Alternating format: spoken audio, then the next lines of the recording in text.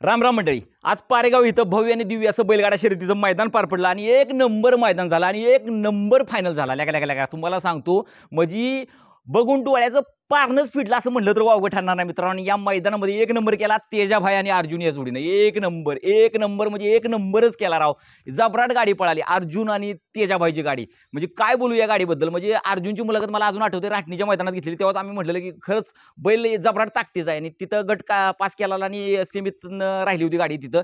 पण पुन्हा लखनसोबत पळून अर्जुननं कोरेगावच्या मैदानामध्ये पुन्हा एक नंबर केला होता. तेव्हापासून तो फार्मातच होता आणि आज पुन्हा चांगली चांगली मातबर बैल असताना अर्जुन आणि तेजाभाईने एक स्वतःचं अस्तित्व असं जबराट तयार केलं ना. म्हणजे एक नंबर, अहो एकच नंबर केला हो या जोडीने. एक जबराट जबराट जबराट म्हणजे एक नंबर फायनल झाला. चांगली चांगली मातबर म्हणजे मैदानात होती आणि या सगळ्यांना मागं टाकत आज अर्जुन आणि तेजाभाई या पारेगावच्या मैदानातील पारंपरिक मैदानातील एक नंबरचे मानकरी ठरले. 1.5 लाखाचे मानकरी ठरले.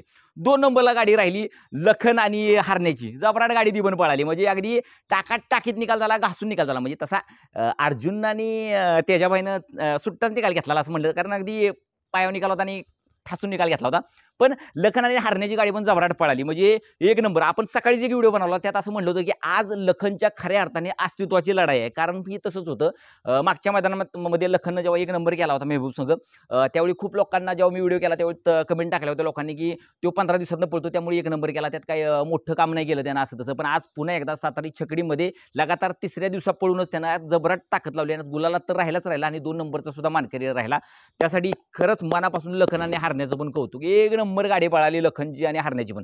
म्हणजे तुम्हाला सांगतो गटाला आणि सेमीला तर असली जबराट पळाली ती नाही. फायनलला पण तेवढ्याच ताकदीनं पळाली. एक नंबर जबराट. म्हणजे एक नंबर म्हणजे लखन आणि हरण्याचा 2 नंबर आहे, पण गाडी एक नंबर पळाली असं म्हणायचं होतं.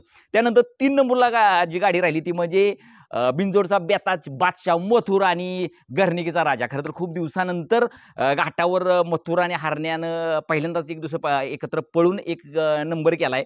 म्हणजे 3 नंबरपर्यंत गुलाल घेतलाय. त्यांचं मनापासून अभिनंदन. म्हणजे मथुरनं सुंदरसोबत पळून ह्या आधी पण गुलाल घेतला होता. पण गर्णिकेचा राजा लय दिवसापासून बॅकफुटला होता आणि त्याला एक चांगल्या कमबॅकची गरज होती. ती आज मथुरच्या मदतीने त्यांनी केली आणि जबराट गाडी पळाली.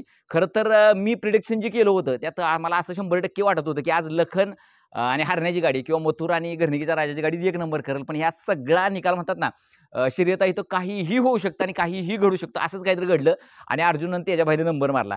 त्यामुळे मथुर आणि जी गर्णिकीच्या राजाची गाडी होती ती 3 नंबरची मानकरी ठरली. आणि जरी 3 नंबर जरी असला तरी पण गुलालात राहिली आणि जबराट पळाली. कारण गटाला आणि सेमीला एक नंबर पळाली होती गाडी. त्यामुळे आज असं वाटत होतं की मथुर आणि गर्णिकीचा राजा पण एक नंबर करेल. हरकत नाही, गुलाल घेतला, समाधान आहे. पुन्हा एकदा त्यांच्यासाठी मनापासून टाळ्या.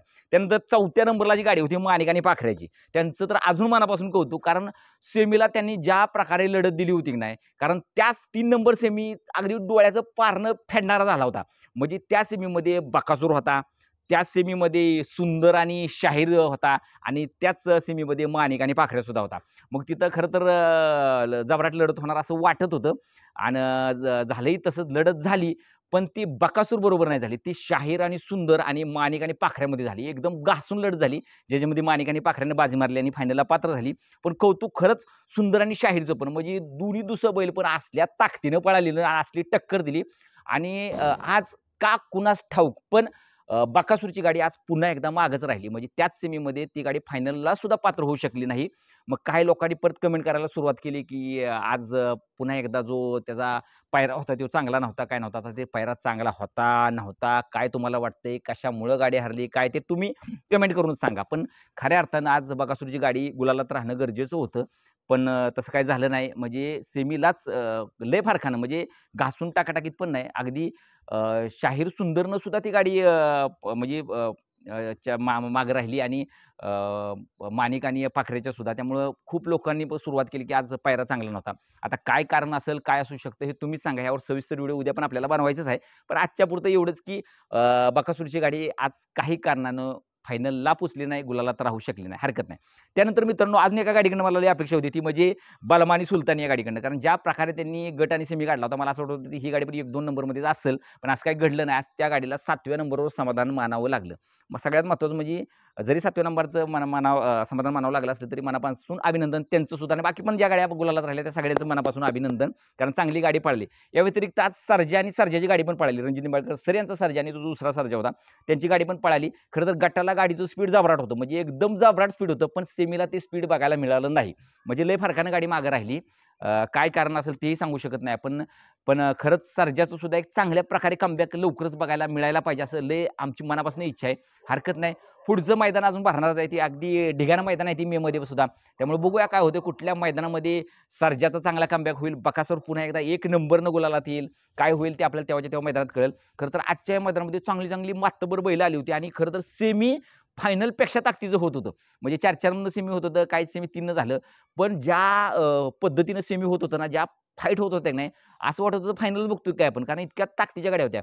खरं तर रायफल 81-81 आणि सिकंदर घरचा साथ पळाला. ती पण चांगली गाडी पळाली, पण सेमीतनं ती फायनलला पात्र होऊ शकली नाही. पण गाडी जबराट पळाली, यात काही वाद नाही. त्या व्यतिरिक्त अजूनही चांगली गाड्या होत्या ज्या फायनलला पोहोचल्या नाहीत, पण ज्या गटातनं चांगल्या पद्धतीनं पास झाल्या होत्या.